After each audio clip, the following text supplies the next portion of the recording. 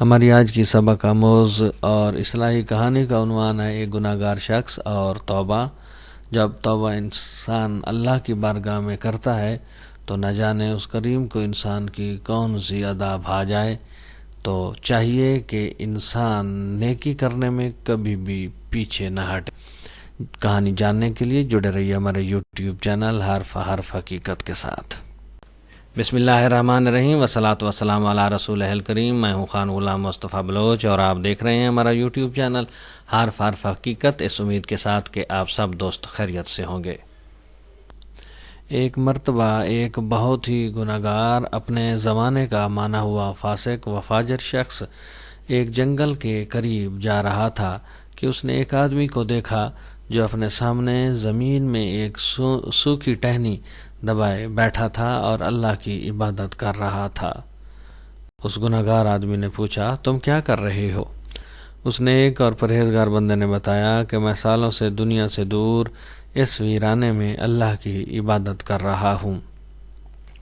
جس دن میری عبادت قبول ہو گئی اس دن یہ ٹہنی ہری ہو جائے گی اور اس طرح مجھے پتہ چل جائے گا کہ میری عبادت قبول ہو گئی۔ اس گناہگار کے دل میں نہ جانے کیا بات آئی کہ وہ بھی زمین میں ایک سوکھی ٹہنی دبا کر بیٹھ گیا اور عبادت کرنے لگا۔ تھوڑی دیر بعد کہیں سے ایک آدمی کی مدد کی پکار آئی اور پکارنے والے شخص نے نکاہت بھری آواز میں پانی مانگا۔ دونوں نے سنی انسنی کر دی۔ آواز دوبارہ آئی۔ 3-4 مرتبہ کی پکار کے بعد گناہگار نے نیک شخص سے کہا، میں تو ابھی بیٹھا ہوں، تمہیں کتنا عرصہ ہو گیا ہے؟ تم ذرا اٹھ کر اسے پانی تو پلا دو، میں ابھی بیٹھا ہوں، اٹھنا نہیں چاہتا تھا۔ اس نیک بندے نے گناہگار کو ڈانٹ کر کہا، میری عبادت میں خلل نہ ڈالو، میرا ارتکاز ٹوٹ جاتا ہے۔ جب مدد کی پکار مسلسل آتی رہی تو گناہگار شخص سے رہا نہ گیا۔ اس نے اپنی جگہ چھوڑی اور پانی پلانے چلا گیا۔ جب تھوڑی دیر بعد واپس آیا تو اس نے دیکھا کہ اس کی ٹہنی ہری ہو چکی تھی اور اس نے ایک بندے کی ٹہنی ویسی کی ویسی ہی تھی۔ وہ تو رب ہے جس کی چاہے توبہ قبول کر لے۔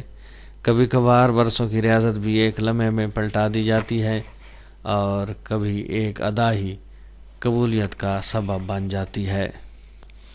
اے اللہ، جب تک ہمیں زندہ رکھ، ایمان و اسلام پر زندہ رکھ، اور جب بھی موت دے تو ایمان و اسلام پر دے، آمین ثم آمین۔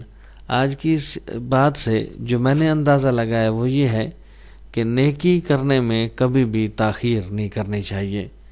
اللہ کی عبادت میں مشغول ہوں لیکن ساتھ میں ہی کسی انسان کے اوپر مجبوری آ جائے تو اللہ کے حقوق اور اللہ کی عبادت کو کچھ دیر کے لیے جو ہے وہ انسان کی مدد پہلے کر دی جائے، زندگی اس کی بچا لی جائے، تو یہ بہت بڑی نیکی ہے۔ اللہ کریم ہے، رحیم ہے، وہ اپنی عبادت کا معاملہ انسان کے ساتھ نرم جو ہے وہ رکھتا ہے، اس کے اوپر جو ہے اس کے میں لچک ہوتی ہے، بخشش کا وہ کوئی نہ کوئی بہانہ ڈھونڈ رہا ہوتا ہے۔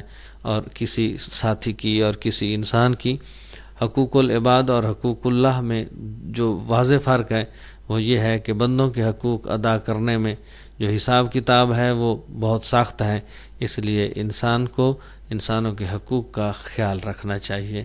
یا اللہ ہمیں بھی توفیق دے کہ ہم انسانیت کے صحیح انداز میں جب بھی موقع ملے خدمت کر سکیں، اور ہمیں توفیق بھی عطا فرما اور دین و ایمان پہ زندہ رکھ اور ایمان و اسلام والی موت نصیب فرما، آمین یا رب العالمین۔